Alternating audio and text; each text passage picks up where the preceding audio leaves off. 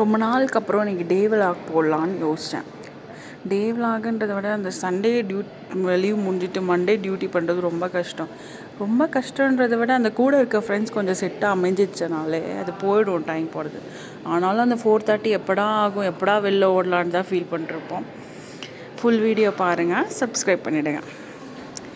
இப்போ காலையில் போயிட்டு பஞ்ச் பண்ணிவிட்டு கொஞ்ச நேரம் எல்லாம் ஹேண்ட் ஓவர்லாம் வாங்கிட்டு அப்புறம் எப்பவும் போல் ஒர்க் ஸ்டார்ட் பண்ணியாச்சு.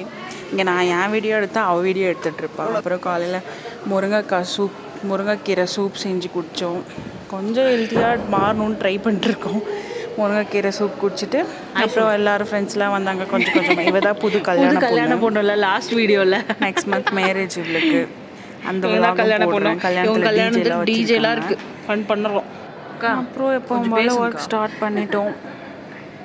பேஷண்ட் கொஞ்சமாக வர ஸ்டார்ட் பண்ணிட்டாங்க.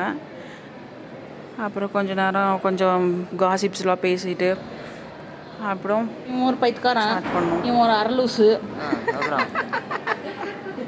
கொஞ்ச நேரம் ஃபன். எங்களுக்கு சாப்பாடுலாம் எடுத்து வந்து கொடுக்குவான். பாட்டெலாம் பாடிட்டு இருந்தோம். தேங்க்ஸ் குமார். கண்ணுக்குரு வண்ண கிளி காதுக்குரு காண குயில் நெஞ்சுக்குரு வஞ்சி மல்லிதானம்மா ஏகோ ஏதோ பிரீதி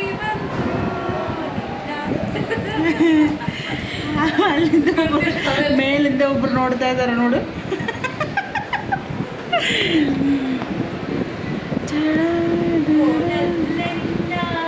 நிதான கண்ணே வாழ்ந்தாக வேண்டும் பவான் மேட்ட சாத்தி உள்ள காணாத வென்று ரோசாப்பு போல் வாடுது. அப்புறம் என்னது கொஞ்சம் அப்புறம் பசி எடுத்துக்கிச்சு. ஒரு 11 o'clock 12 o'clock கூழ் குடிப்போம், கம்பங்கூழ். இது வந்து எங்களுக்கு ரொம்ப பிடிக்கும். 12 o'clock பசிக்கிற டைமில் கூழ் குடிப்போம். அப்புறம் 2 o'clock சாப்பிட போவோம். அது இன்றைக்கி சாப்பாடு வந்து ஃபுட்டு ஸ்பெஷல். ஏன்னா என் ஃப்ரெண்ட் ரிலீவ் ஆகுறாள், அதனால சார் வந்து பிரியாணி ட்ரீட் கொடுத்தாங்க. சாப்பிட்டோம். அந்த பிரியாணி வந்து என்ன பச்சை பிரியாணி கர்நாடகாவில் ஏதோ ஒன்று சொல்லுவாங்க. பட் நமக்கு அந்த ஆம்பூர் பிரியாணி தான் பிடிக்கும். அது பிரியாணி கொடுத்தாங்க, பிரியாணி ட்ரீட்டு. கொஞ்சம் ஒர்க்லாம் இருந்துச்சு, பண்ணிவிட்டு போனோம். பட் கூட இருக்கிற ஃப்ரெண்ட்ஸ் கொஞ்சம் நல்லா செட்டு வைப் ஆகிடுச்சின்னு வைங்களேன், எல்லாம் செட் ஆகிடும். கொஞ்சம் நேரம் வேலை பார்த்துட்டு சாப்பிட போகிறோம். எப்படா அந்த பிரியாணி வரும்னு வெயிட் பண்ணி சாப்பிட போகலான்னு வெயிட் பண்ணிவிட்டு ஃபைனலி பிரியாணி வந்துச்சு. வந்த உடனே எல்லாம் எஸ் ஆகிட்டோம். கேண்டீனுக்கு போயிட்டு நல்லா வயிறு ஃபுல்லாக சாப்பிட்டோம். ஷேரிங் ஒன்று இருக்குங்க. ஷேரிங்னா கொடுக்காம தின்றுவாளுங்க, ஆனால் சொல்லிவிடுவாளுங்க. அப்படி தான் எங்கள் கேங்கு. நல்லா ஃபைனலி நல்லா வயிறு ஃபுல்லாக சாப்பிட்டோம். புது பொண்ணு புது மாப்பிள்ளையும் வந்தாங்க. அவங்களையும் ஆட் பண்ணி சாப்பிட்டு வாழ்த்திட்டு நல்லா ஃபுல்லாக சாப்பிட்டோம். எனக்கு என்னடி தெரியும், உன் தம்பி கூட வரியா? என்ன நீ ஒன்றும் சின்ன பிள்ளை மாதிரி இப்படி கோச்சிக்கிறது? போன வருஷம் தான் வரலையா?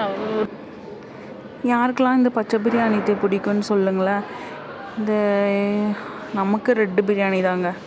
என்ன தான் இது எவ்வளோ டேஸ்ட்டாக இருந்தாலும் அந்த நம்ம ஊர் சைடு ரெட்டு பிரியாணி இருக்குது பாருங்கள், என்னன்னு தெரியல. இது பச்சை பிரியாணி தொன்னை பிரியாணியாக என்னன்னு தெரியல.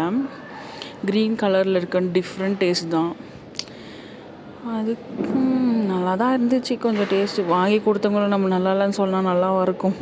அவ்வளோதான், சாப்பிட்டு ஹேண்ட் ஓவர் பண்ணிவிட்டு கிளம்பிட்டேன். பாய்.